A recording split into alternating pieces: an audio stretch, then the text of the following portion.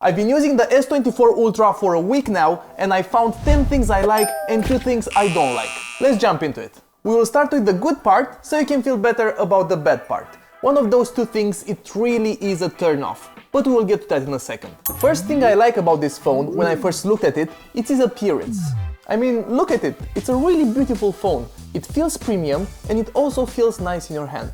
I love the fact that they got rid of the curved screen, which personally really annoyed me in the previous versions. I am slightly inclined to think that it looks quite similar to the previous versions. However, now the material of the frame is different and quite similar to Apple's latest phone. It's made out of titanium. The second thing I like about this phone is the anti-reflective screen. I mean, the technology has been around for a while. I don't know why it wasn't implemented in phones sooner.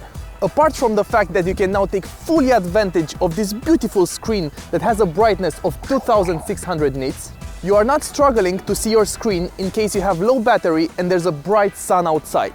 I believe it should be widely implemented in phones from now on.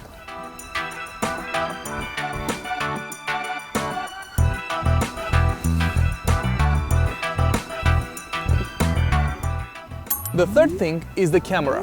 One thing about this year's model is that they downgraded the optical zoom, which is kinda not true. This year we have a 200 megapixel f1.7 main camera, a 12 megapixel f2.2 ultra wide, a 12 megapixel f2.2 front facing camera, and 2 optical zoom lenses, one being a 50 megapixel f3.4 5 times optical zoom, and the other a 10 megapixel f2.4 3 times optical zoom camera. Last year's model had a 10 times 10 megapixel telephoto lens and the second 10 megapixel 3 times telephoto lens. Given the difference in resolution, the bigger sensor, the improved software, and the difference in processing capabilities, I feel like this year's model manages even better to take great, less shaky, and even sharper photos. But one of my personal hopes was that they will increase the zoom every year with like 200x, 300x, 1000x, so I can have a telescope in my pocket. Sadly, that was not the case, and my hopes were in vain. The fourth thing is circle to search. We know that Google Lens has been around for a while, but now it's easier than ever to use it.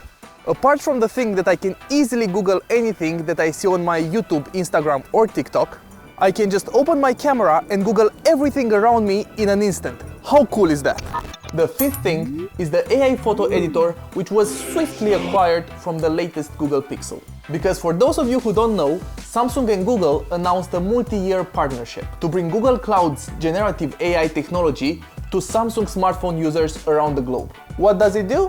Exactly the same thing as the Pixel. You can erase objects just by circling them, you can rotate the picture and AI will fill up the margins. Oh, and one more thing. There's a feature in the Gallery app. When you play a video, you just hold your finger on it and it will play in slow motion.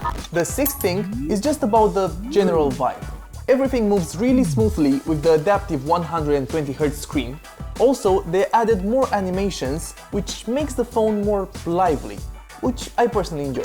The seventh thing is a really nice feature that I personally enjoy, and it is the photo ambient. You activate this feature by going to Advanced Intelligence, Labs, and then to Photo Ambient Wallpaper.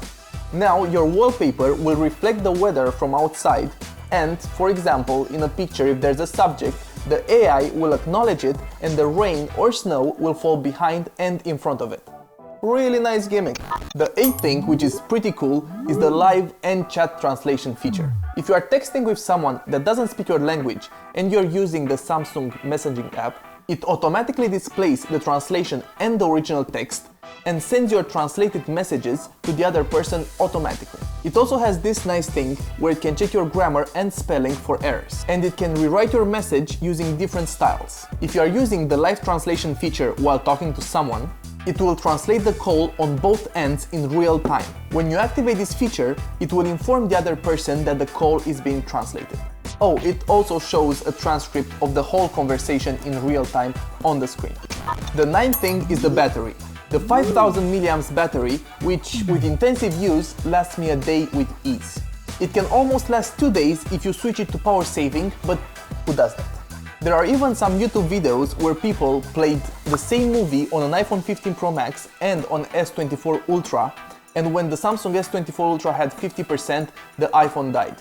Let's see how it's going to be in 1 year from now. The 10th thing I like is the summarize of everything I want to read. If you're on Samsung Internet, you can just click this button right here and it will summarize whatever you're reading. But wait, maybe you want some more information. This is not a problem. You just hit detailed and poof, you have a more detailed summary, although it works only on Samsung Internet. Now we have to go a little bit on the dark side. The things that I think are not that great. There are not many, but they're important. The first thing is something that I didn't believe until I realized it. It was this whole hype with the AI on S24, so naturally you would expect Bixby to be like Bing or ChatGPT. But to my surprise, it isn't. It's just a normal phone assistant. If I want to talk to an actual AI chatbot, I have to download Bing, which I find very upsetting. Why did you add all these AI features, but you couldn't add to it one of the gazillion text generation models on the internet? Or tune one decently enough to answer some normal questions without showing you a Google page? Pretty disappointing. The second thing I don't like, it's something that I believe many people have tried and they were appalled by the fact that they can't do it. So if I take a picture of one of my friends and I want to make their head bigger with the AI photo editor, I can't. Although it randomly works sometimes. But I understand it, because you cannot mess with people, because that would be pretty unethical. That also translates into the fact that you cannot do other things. What other things? Things like making the melons more ripe, or enlarging the doorknob, moving the joystick, editing the bread in the basket, or upgrading your hardware. Anyway, you got it. And it's understandable. I mean, you cannot meddle with people and their treasures. But it would have been fun. These are the main things I like and I dislike about the S24 Ultra. All in all, it's a really cool phone, reliable, fast and good looking. Good job, Samsung. Thank you for watching. Don't forget to smash the subscribe button, hit the like button, ding dong the notification bell, leave a comment down below and tell us what you think about the S24 Ultra, and also our latest 2 videos are right here. Bye!